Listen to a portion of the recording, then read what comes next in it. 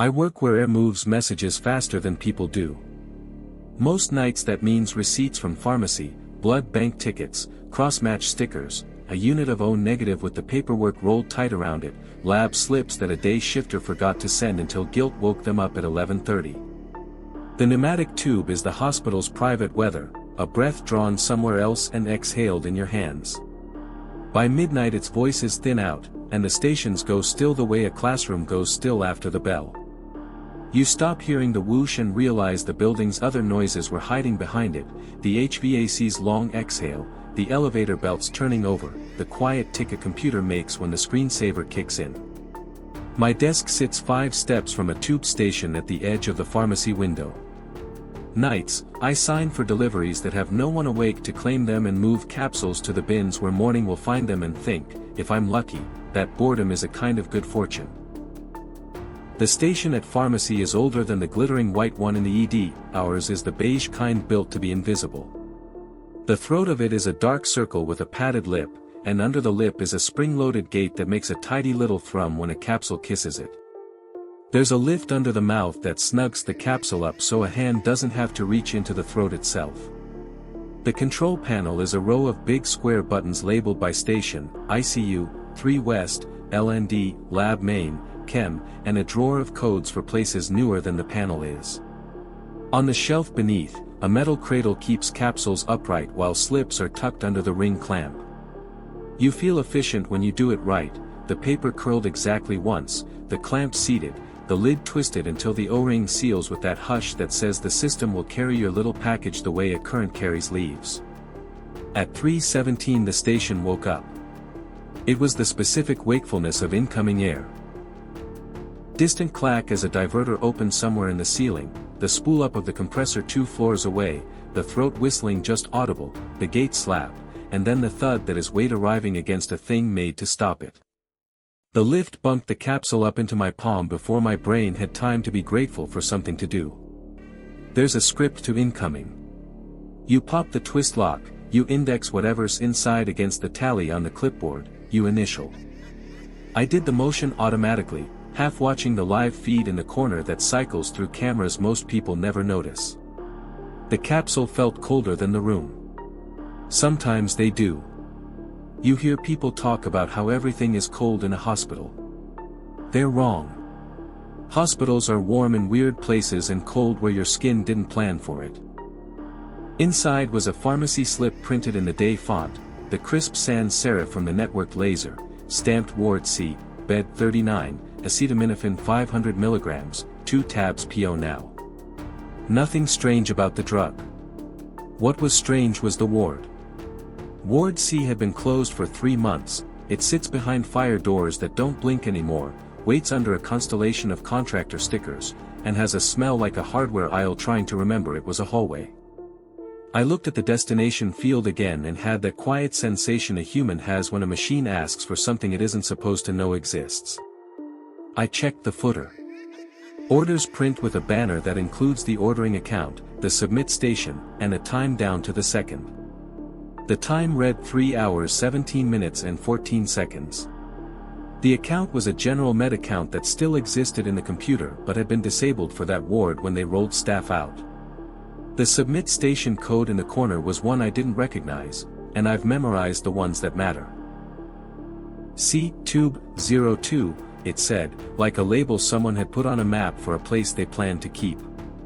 Incoming tubes get logged in the controller, the same way the elevator logs every call even if nobody rides. I clicked open the software for the tube system, a squat gray window with a tree view on the left and a simple, unforgiving grid on the right. It's fancy in the ED, but here the controller looks like DOS taught itself to have feelings. I filtered the event log by the last 10 minutes. It showed nothing inbound to our station. It showed nothing outbound from any station with a C in the name because, according to the inventory screen, there are no C stations enabled. Tube systems aren't calendar aware, you have to remove places on purpose, not by neglect. Facilities had removed Ward C from the controller when they hung the temporarily closed placard. I know because I watched the day they did it, the way you watch a dog you don't trust sniff at a fence. I held the slip up against the workstation light like the act of looking harder would add lines the printer hadn't given me. The toner lay flat, new. The edges were straight, no tear marks. I pinched the corner between two gloved fingers. The paper wore the slight dampness of air that has passed quickly through a narrow place. The capsule itself had a few beads of condensation around the O-ring. I'm not telling you it dripped a message. I'm telling you it had come from somewhere colder than our corridor and arrived faster than it could warm, the way cold moves in the tube at night when no one is using it to shuttle warm plastic. I called the switch room. The night operator is my favorite kind of voice, someone who could calmly tell you the ceiling was missing and make you feel like you'd known it all along.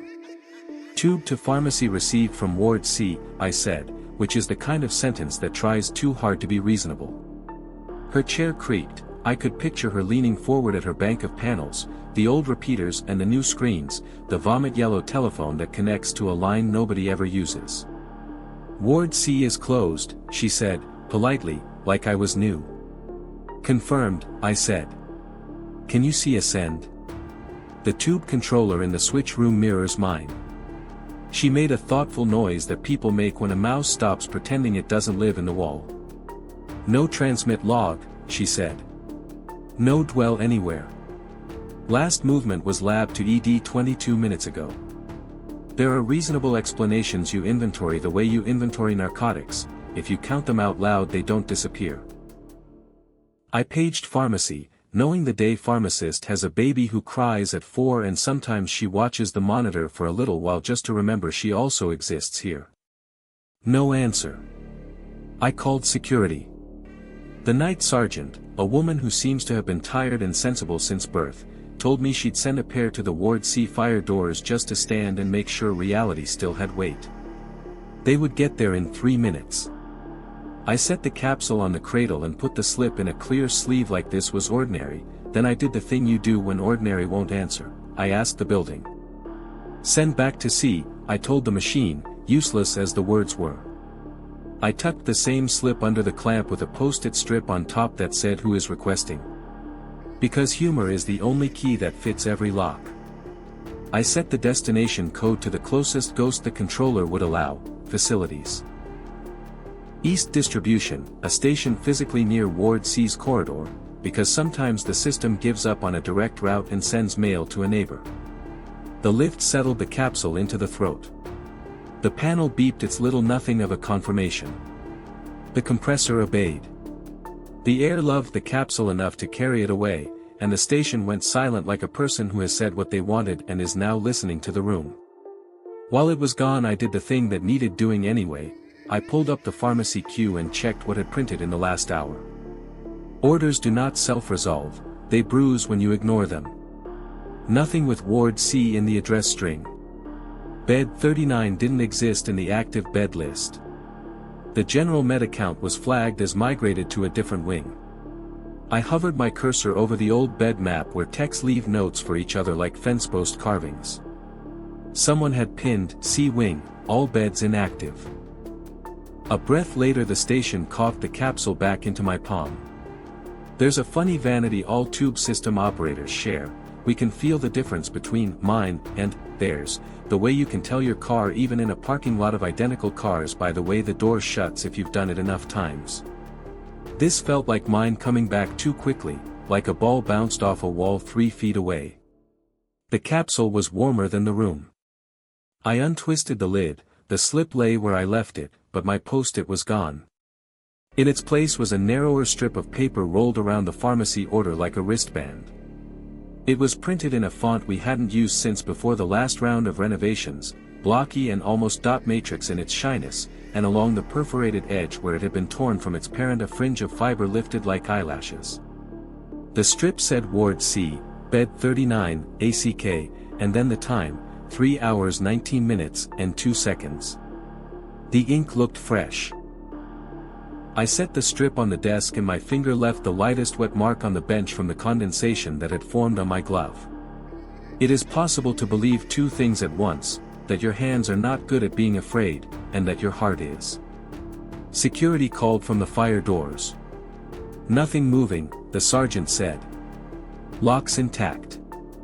Contractor seals intact. No fresh prints, floors dusty as heck.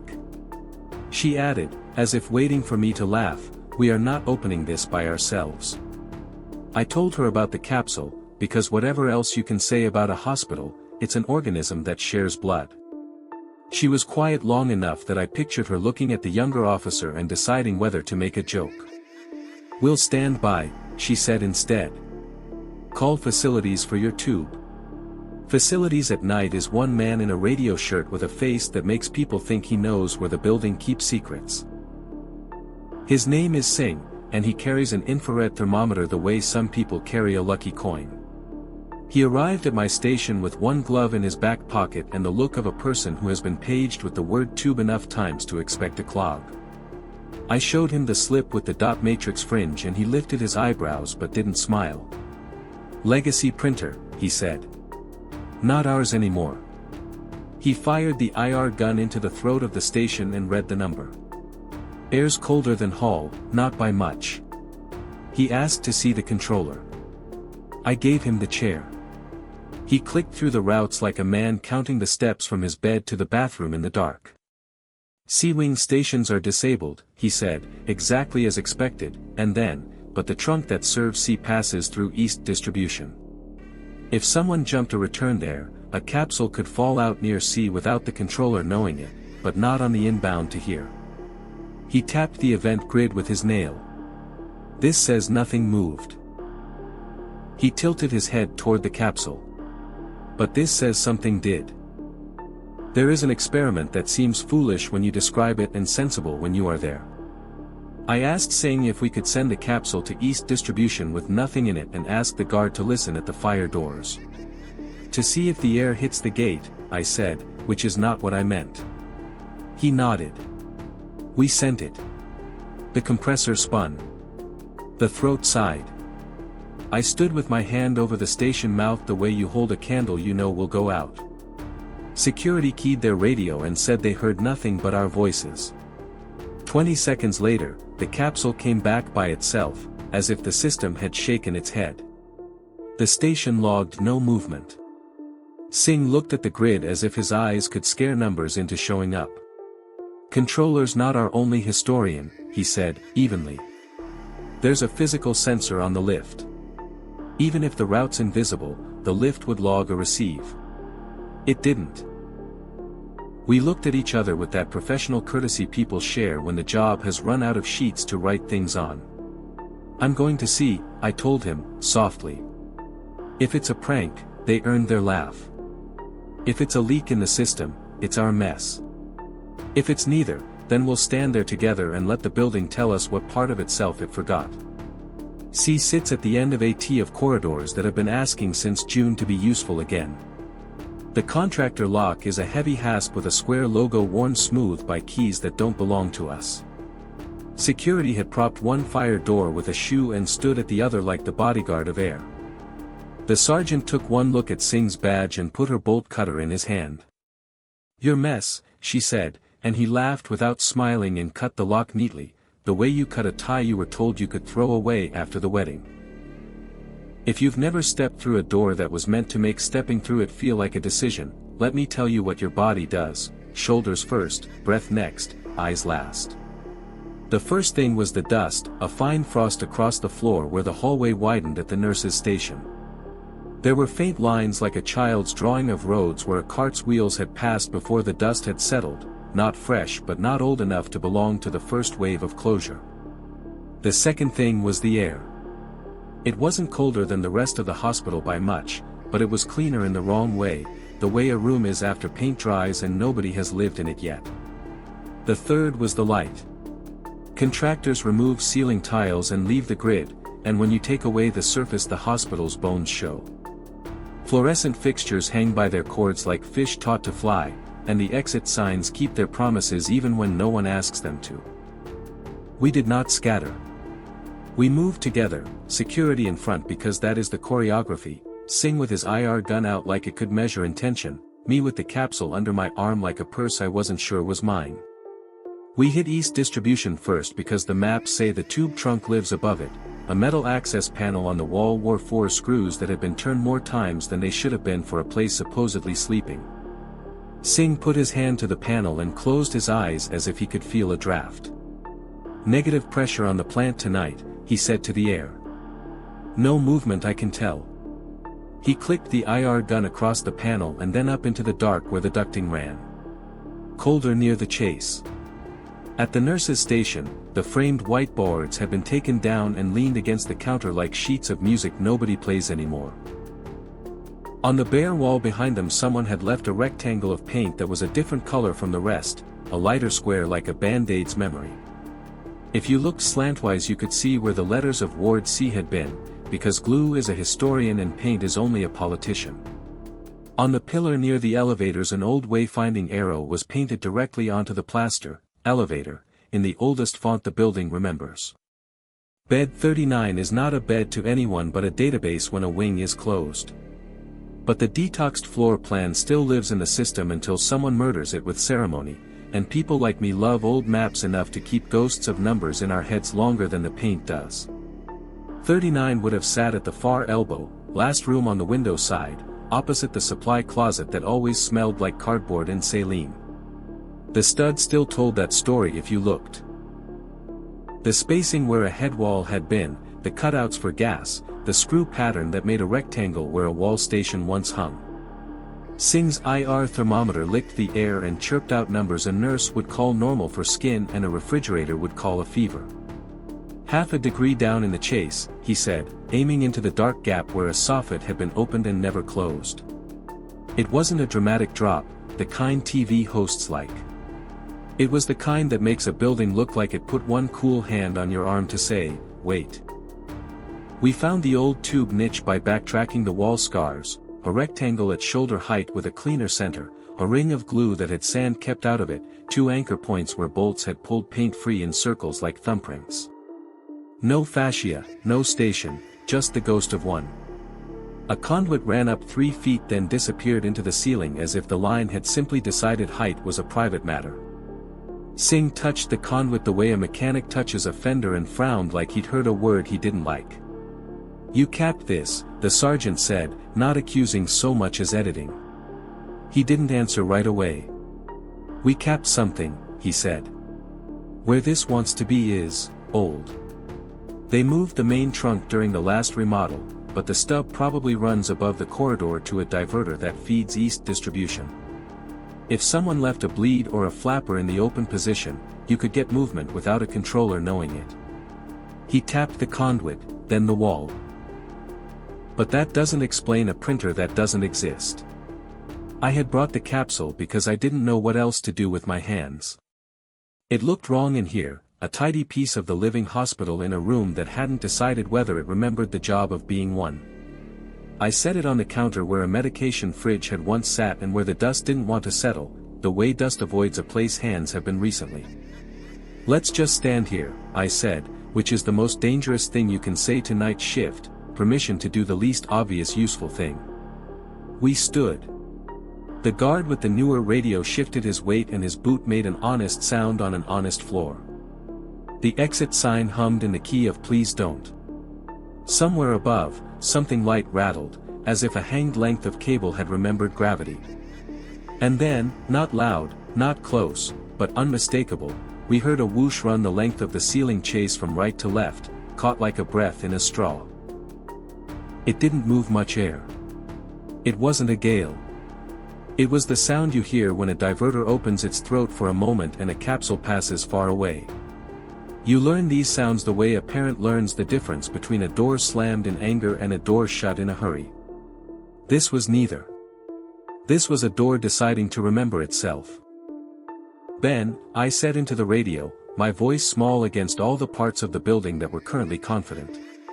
"Did you just see a diverter fire near East Distribution?" His voice came back thin and full of equipment. "Negative on mapped 402 branch," he said, "but I have a momentary vacuum event on lane 37 spur and a sensor ping on a lift that's not reporting." Singh looked up like he could read those words stenciled on the ductwork. 37 Fed C before the closure, he said softly. "It shouldn't exist." The whoosh faded. The quiet that followed was not emptiness, it was a room taking a step backward. We waited. The younger guard's radio cracked with someone else's routine. The sergeant kept her eyes on the far end of the corridor, as if a person might walk out of math. And then the pharmacy station, 50 yards and 2 turns away, coughed. You know it when you hear your own station, its little throat and its little gait. Over the radio Mina's voice arrived a second later, receiving pharmacy, capsule inbound without logged origin. Printed slip inside. Header reads Ward C, Bed 39. Time stamp reads 0341. I checked my watch. 3:38, is it dry?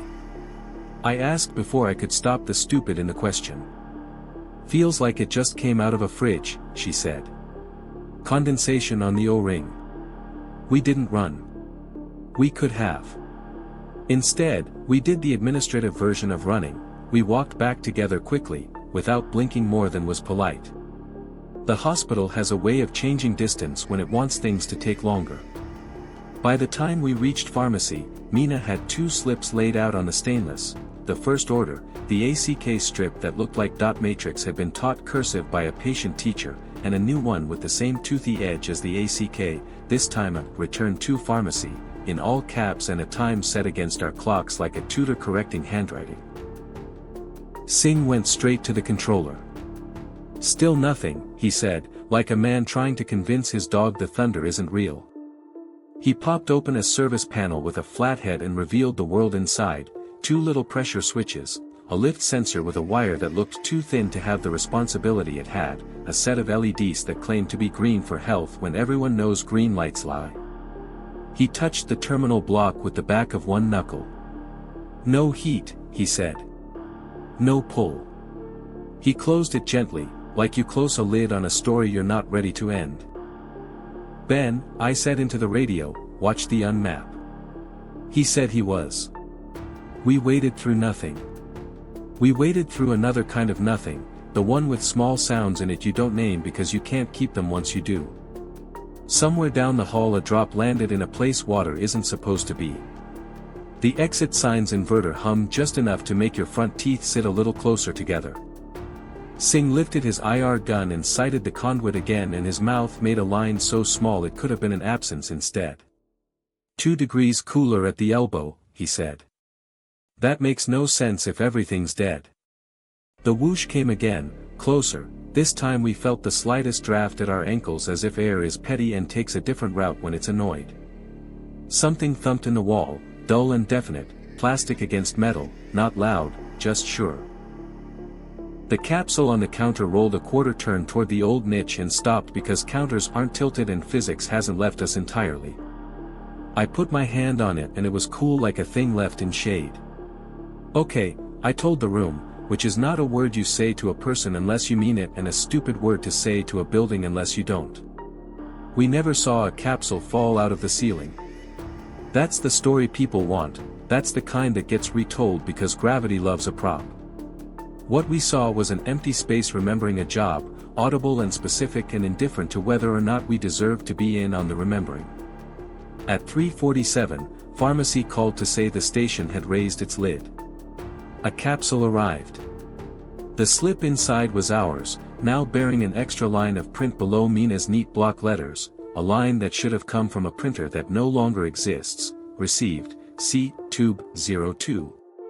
The time had the decency to be wrong again by a couple of minutes. Facilities did what facilities does, they killed feeds, tagged breakers, locked out a panel that had apparently been providing power to a diverter it shouldn't have. Singh followed the conduit in Ward C to a chase he could open without tears and shone his light on the body of a diverter older than the new map. The shifter plate inside it, meant to pivot when a station requests a route, sat halfway between 2 positions like a person asleep on a train with their head bobbing. It wasn't energized. It wasn't supposed to do anything. And yet it had the gumption to have a little powder of dust on the leading edge. Legacy, he said, which is the kind word for what are you still doing here. We went back to pharmacy and sat like people waiting for a bus that would make their point for them. Nothing else came that night. At 4:12, the controller finally logged something, a useless little task, self-test complete. I initialed the clipboard next to 317, 323, 333, 341, 347 in a neat column someone else would roll their eyes at and be grateful for later. Mina printed the slips again because if you don't make copies, the world pretends you made it up. Security wrote a short report in their particular poetry, Unexplained Tube Activity Associated W/closed Ward C, observed at pharmacy, no forced entry, no persons on camera, time anomalies relative to local. The next day facilities cut and capped the line we had followed with our ears. Varma, who swears differently but is just as competent, sent me a photo of the diverter on a cart, taken out of the ceiling and tagged for salvage, its shifter plate hanging loose like a jaw. 2 days later the tube controller's map no longer showed the grayed out C branch that had been a polite ghost on a diagram. A week later the old dot matrix printer that used to live under the switchboard, and had never been removed because it's easier to work around a ghost than to prove it doesn't exist, finally died the one kind of death you can write down, it would no longer feed paper. The operator texted me a picture of the last strip it printed when it still could. It was the kind of photo people send when they want to show you their kid's haircut and expect you to care. I cared. The strip said Ward C, bed 39, and then the time stamped 2 minutes into a future I would never visit. On the night since, the pharmacy station has remained exactly as boring as it owes us. At 3:17 now I hear only HVAC and the soft calisthenics of a building turning itself over from one side to the other to keep from getting stiff. If you push me in the bright light of day, if you catch me by the elevators when the world smells like coffee and hand gel and the linen bin lid makes its daily thunk, I can give you the reasons people like me inventory to be able to sleep, residual negative pressure on an old run producing a phantom lift event, air column equalizing through a dead spur, a diverter hum between logics, a loophole in a controller's fault logging, a salvaged strip of legacy stock that got into circulation and confused the neatness of time. I can say those words and they will keep your feet on the floor, which is, some nights, a kindness. But what happened feels like this: a wing that used to have a number decided to say its number aloud in the way it knows, by moving air, by printing, by letting a route exist without a clerk to approve it. Somewhere someone once stood where we stood and used a station called C, Tube 02 to send a little paper cylinder of need into a system that believed in forward more than it believed in closed. At 3:17 on a weeknight months after that wing went quiet, that system remembered its habit and did it again because habit is how buildings pray. I keep one of the slips in the bottom of my locker under a pile of unused badge reels like you keep a coin that bought you out of a bet when you were young. The edges have flattened. The print hasn't faded yet. Every so often I look at it and remind myself that the hospital is not a place of answers, it is a place of replies. You ask, the building answers with the only language it has. Lights, air, doors, dings, the tight small sound of a lift when a capsule kisses it. You either call that superstition and throw it away, or you call it a record and put it in a bag. I choose the bag. Because mornings claim everything if you let them, and nights, these acts of air, ask only that we admit the call, note the time, and send back what care we can. I don't know who wrote the signature on the old strip, and I don't know why the printer added minutes we didn't have, and I don't know where in the ceiling a piece of our map kept living after we deleted it. I only know that the nurses in 3 West took their meds on time, the ED still got blood when it yelled loud enough, and at 3:17 a.m. system called our attention to a bed that didn't exist so precisely that we went and stood in the space it would have been. Maybe that's the whole point. Not to save anybody, no one needed saving that night, but to be reminded to answer, even when the call comes from a room you can't open anymore. I still work nights. I still stand by that station, 5 steps from the window where morning shows up like it invented forgiveness. Some nights the lift moves and it's just a lab unit and a breath I didn't know I was holding. Some nights it doesn't, and I hear the building counting to itself, keeping time, like air whispering the name of a place the rest of us forgot to write down.